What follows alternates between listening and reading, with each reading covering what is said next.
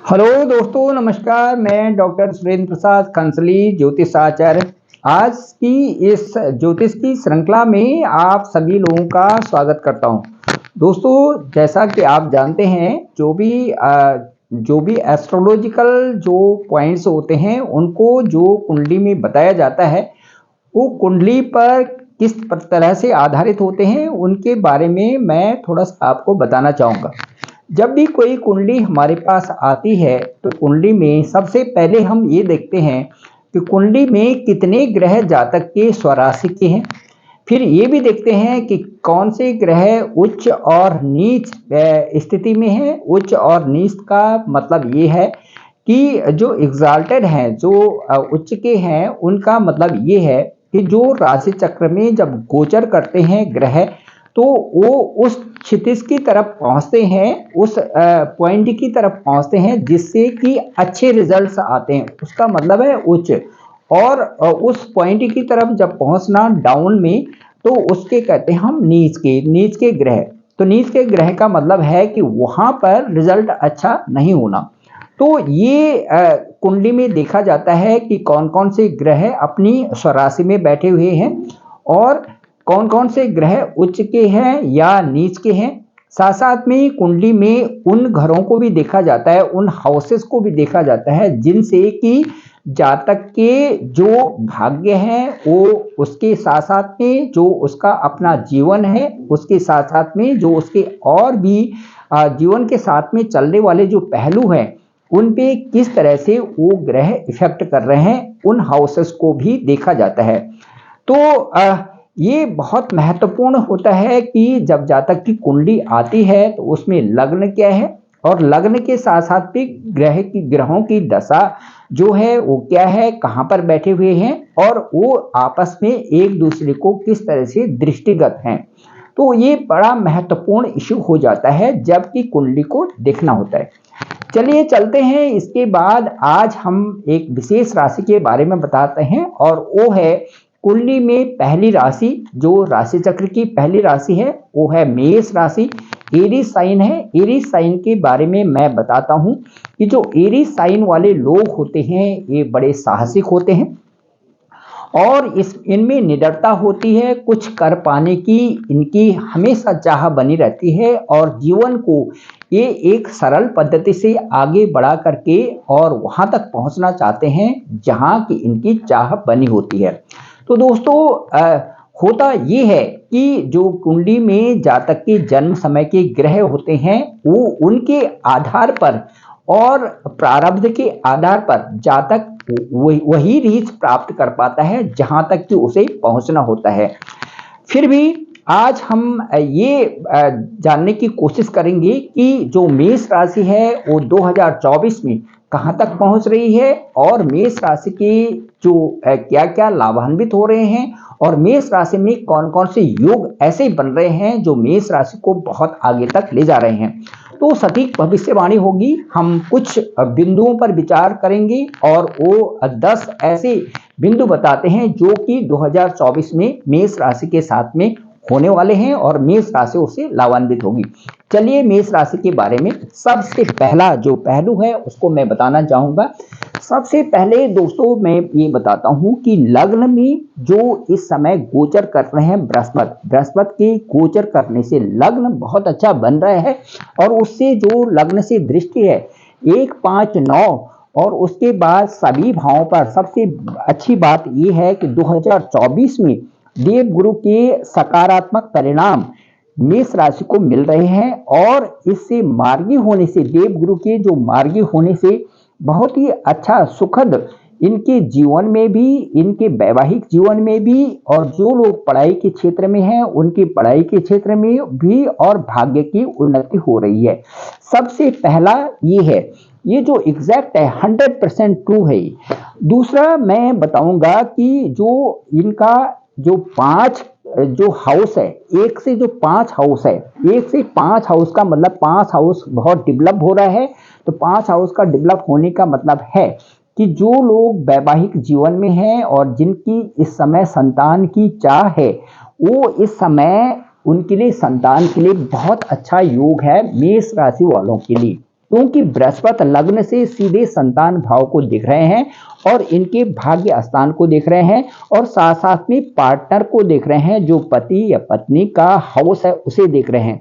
तो इससे सीधे सीधे ये होता है कि ये 2024 में मेष राशि वालों को संतान की प्राप्ति होगी, हो सकती है, ये भी 100% हो गया। तो तीसरी जो भविष्यवाणी मैं सटीक आपसे कहना चाहता हूं वो ये है कि जो शनि महाराज है मेष राशि की कुंडली में लाभ स्थान पर हैं और 3, 6, 11 जो कुंडली के 3, 6 और 11 हाउसेस होते हैं, ये स्पेशली जो है शनि इन हाउसेस में अच्छा रिजल्ट देते हैं। तो 11वें स्थान जो लाभ स्थान है कुंडली का, वहां पर शनि महाराज बैठे हुए हैं और Shani being the president of kundli, being the president of the horoscope, बहुत अच्छा उस स्थान को बना रहे हैं, जिससे कि इनको लाभ की प्राप्ति इस वर्ष में 2024 में होगी। एक तो ये है। दूसरा मैं ये बताऊंगा कि दो बड़े ग्रह, एक तो जो है बृहस्पति और दूसरा बड़ा ग्रह शनि, ये दोनों के दोनों मिल करके इस साल जो देवगुरु बृहस्पति हैं और जो शनि है, ये दोनों मिलकर के शुभ फलदाता बन गए हैं, आपके परिवार के लिए भी, आपके लाभ स्थान के लिए भी और आपके पूरे साल भर जो ये बड़ी अच्छी ग्रोथ आपको दे रहे हैं, क्योंकि ये सीधे लग्न में देख रहे हैं वहां से शनि और लग्न में बैठे हुए हैं देवगुरु बृहस्पति। तो ये भी सटीक भविष्यवाणी हो गई कि आपका 2024 आपके लिए कोई बड़े काम के लिए बोल रहा है, तो आप लगे रहिए, मेहनत करिए, आपको एक बड़ी प्राप्ति जरूर होगी इस 2024 में। चलिए दोस्तों, अब चलते हैं राहु की तरफ कि मेष राशि में राहु की पोजीशन क्या है, राहु महाराज कहां पर विराजमान है। तो राहु महाराज मेष राशि के लोगों के लिए ठीक जो है द्वादश भाव में है, 12वें हाउस में राहु की पोजीशन है। अब राहु क्योंकि जो है भोग वाला ग्रह है, भोग का मतलब है कि ज्यादा से ज्यादा भोग विलास वाला ग्रह होता है। तो राहु के द्वादश भाव में से आपको अच्छी सुख सुविधाएं इस 2024 में प्राप्त होंगी। वो सुख सुविधाओं के लिए कह रहे हैं, आपकी जो भी इच्छाएं हैं और जो भी आप जितना आलीशान आप घर ले सकते हैं, जितनी सुंदर सुख सुविधाओं में आप वहां रहना चाहते हैं, वो सारी सुख सुविधाएं आपको राहु प्रदान करेगा 2024 में। चलिए दोस्तों, अब एक नई भविष्यवाणी जो मेष राशि के लिए है उनको मैं बताऊंगा कि जून से पहले शनि की कृपा आपको बनी रहेगी और आपको एक बहुत बड़ा धन योग प्राप्ति होगा। शनि की इतनी बड़ी कृपा बनी रहेगी कि जून से पहले आपको धन योग की प्राप्ति होगी। एक और जो भविष्यवाणी है, सटीक भविष्यवाणी है, वो ये है कि सूर्य का गोचर, जैसे कि आप जान रहे हैं, उत्तरायण जो है 15 तारीख से 15 जनवरी 14-15 से उत्तरायण का मतलब है कि सूर्य का उत्तर की तरफ को गोचर करना और उत्तरी थिसिस पर जाने जब चलते हैं तो उसके बाद जो है सूर्य उत्तरायण हो जाता है और उत्तर की तरफ जाने से कई सारी चीजें जातक की खुल जाती है। तो इनका जो इस समय मेष राशि के ठीक दशम भाव में इस समय जो है सूर्य गोचर कर रहे हैं, इनसे इनका एक राजयोग बना हुआ है और 14 अप्रैल को ये सूर्य उच्च के हो जाएंगे ठीक आपकी ही राशि में, क्योंकि 14 अभी तो ये दिसंबर का महीना है, तो जनवरी, फरवरी, मार्च, अप्रैल में जनवरी में यहाँ पर आगे इस समय जनवरी का महीना है, तो जनवरी में आपके हैं दशम स्थान में, तो अप्रैल में आएंगे ठीक आपके लग्न में और आपकी ही राशि में आ जाएंगे। तो उससे क्या होगा कि आपको उच्च पद, प्रतिष्ठा, नेम, फेम इनकी प्राप्ति होगी और गुरु की कृपा से सूर्य की जो युद्धि होगी गुरु के साथ में, वो एक बहुत बड़ी जो एक प्रशस्ति आपको मिलने वाली है और आप मेहनत करिए तो आप उस चीज को हासिल कर सकते हैं जिसको आप इस समय पाना चाहते हैं। तो दोस्तों, मैं ये कहना चाहूंगा कि उच्च पद की प्राप्ति होगी, आपको अच्छा सा माहौल आपको मिलेगा। उस समय सूर्य भी बृहस्पति के साथ में भी आपके लग्न में, आपकी ही राशि में रहेंगे।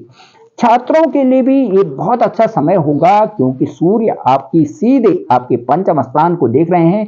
सूर्य और बृहस्पति देखेंगे, जिससे आपकी पढ़ाई और भी आपकी कारोबार और भी जो मेष राशि से युक्त जो इनके कारोबार हैं, जो बिजनेस साइड में है, ये फलीभूत होंगे और बहुत अच्छे सोर्सेज आपके पास आएंगे। चलिए, अब एक नई जो भविष्यवाणी मैं मेष राशि वालों के लिए कहना चाहता हूं, वो ये है कि 1 मई को गुरु दूसरे भाव में जाएंगे, आपके फर्स्ट हाउस से सेकंड हाउस में जाएंगे। सेकंड हाउस जानते हैं दोस्तों आप क्या होता है? सेकंड हाउस होता है आपका वाणी का हाउस होता है, सेकंड हाउस होता है आपका धन का हाउस होता है, सेकंड हाउस होता है आपका परिवार का हाउस होता है। तो इन तीनों हाउसेस में, इन तीनों चीजों में, ये जो हाउस तीनों चीजों से बना हुआ है, परिवार से बना हुआ है, वाणी से बना हुआ है, आपके धन से बना हुआ है, इन सब में एक नई जागृति आएगी। आपका बोलने का स्वभाव आपका परिवर्तित होगा, आपकी वाणी अच्छी होगी, मधुर वाणी होगी। आप परिवार में उसे अप्लाई करेंगे तो आपका परिवार अच्छा रहेगा। और उसके साथ साथ जो धन है, परिवार से संबंधित जो धन है, उनकी आपको प्राप्ति होगी नए हिसाब से। तो उससे आपका एक नया जो है, ये नई जो है दिशा आपको मिलनी शुरू हो जाएगी, जो कि आपके लिए बहुत ही अच्छा है मई के महीने में। अच्छा, चलिए अब मैं ये बताता हूं कि उसके बाद जो नई भविष्यवाणी होगी, वो जो सप्तम दृष्टि है, वहां दूसरे हाउस से जो सप्तम दृष्टि होगी, वो होगी 8वें भाव पे होगी सप्तम दृष्टि गुरु की। और गुरु की अष्टम भाव पे दृष्टि होने का मतलब है कि कोई आपको गुप्त धन या कोई आपको नई चीज की प्राप्ति होगी, चाहे आप एस्ट्रोलॉजी की तरफ बढ़े, चाहे आप जो है धार्मिक कार्यों की तरफ बढ़े, चाहे आप जो है नए कुछ ऐसे कार्य करेंगे कि जो गुप्त कार्य होंगे, तो उन चीजों में आपकी रुचि बढ़ेगी, धार्मिक चीजों में आपकी रुचि बढ़ेगी, नए चीजों में आपकी रुचि बढ़ेगी। और साथ साथ में गुप्त संपदा, ये जो आपका पुरानी प्लॉट जमीन वगैरह है, इनको बेच करके आप एक नई स्थापना करके नई चीज को आप आगे बढ़ाओगे। चलिए दोस्तों, मेष राशि वालों के लिए एक नई सटीक भविष्यवाणी अगली वाली ये रहेगी कि लग्न के दोनों तरफ, जब आपका जो लग्न होता है या आपकी राशि जो भी होती है, किसी भी मनुष्य की जो भी राशि होती है जातक की, उसके दाहिने तरफ और उसके बाईं तरफ यदि शुभ ग्रह बैठे हों, तो इसको बोलते हैं कर्तरी योग। ये एक कर्तरी योग बन जाता है लग्न के दोनों तरफ, जब दोनों तरफ जब अच्छे ग्रह बैठते हैं तो इस योग से जातक की प्रसिद्धि बढ़ती है। जातक एक सुरक्षा चक्र के अंतर्गत आकर के जातक को एक नवजीवन मिलता है और बहुत अच्छी तरह से राइज करने लगता है। तो दोस्तों, ये था। और एक अंतिम भविष्यवाणी मैं मेष राशि वालों के लिए 2024 के लिए कहना चाहता हूं कि केतु आपके छठे भाव में आपके केतु विराजमान है। इससे क्या होगा कि आप केतु ठीक उसी तरह से कार्य करते हैं जैसे कि मंगल का प्रभाव होता है। नौकरी में थोड़ा सा मुझे लगता है अच्छाई के लिए आपका परिवर्तन होगा, अनुकूल आपके लिए वातावरण मिलेगा। यदि कोई भी शत्रु हैं आपके और किसी तरह से आसपास आपके बैठे हुए हैं नौकरी के स्थान पे या फिर जो है व्यवसाय के स्थान पे या कोई अन्यत्र हैं, तो शत्रु आपके परास्त होंगे। केतु की वहां पर पोजीशन लेने से, केतु की वहां पर पूरे साल बने हुए हैं, तो शत्रु पराजय होंगे और आपकी एक अच्छी दिशा के लिए आपको कहेंगे कि आप एक अच्छी दिशा की तरफ बढ़िए। तो अच्छे डायरेक्शन आपको मिल रहे हैं और आप अच्छी दिशा में आगे बढ़ रहे हैं। तो दोस्तों, ये बहुत अच्छी बात है। मैं डॉक्टर सुरेंद्र प्रसाद कंसली, ज्योतिष आचार्य, अब आपको इन जो सटीक मैंने ऊपर की भविष्यवाणी की है, ये आपके जीवन में होने वाली है 100%। तो आपको कैसे लगा ब्लॉग? आप जरूर इसे लाइक भी करें, शेयर भी करें, कमेंट्स भी करें और दूसरे लोगों तक जरूर भेजें, ताकि जो है ज्यादा से ज्यादा लोग जो है इस ब्लॉग को देखें और प्रभावित हो सकें।